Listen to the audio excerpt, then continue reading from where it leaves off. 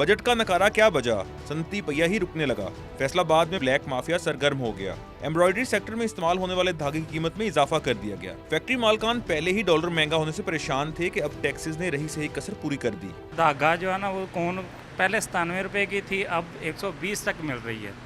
इसकी वजह से 23 रुपये कौन महंगी हो गई है और हमें इसके नुकसान है सारा, क्योंकि मजबूरन हम इसका मशीनें बंद करनी पड़ रही। धागा महंगा होने से पैदावारी कीमत में इजाफा हो जाएगा। मजदूर कहते हैं कई यूनिट तो पहले ही बंद हो चुके, जो चल रहे हैं वो भी बंद हो जाएंगे। हजारों लोग बेरोजगार हो जाएंगे। घर का वाहद कफील कमाने वाला इधर एम्ब्रॉयडरी में काम करता हूँ, लेकिन ये चौथी पांचवी फैक्ट्री है। मुझे हर जगह से जवाब मिल जा रहा है, ये जो बंदे रख रहे हैं उनको निकाली जा रहे हैं। तो मशीनें भी बंद पड़ी हैं।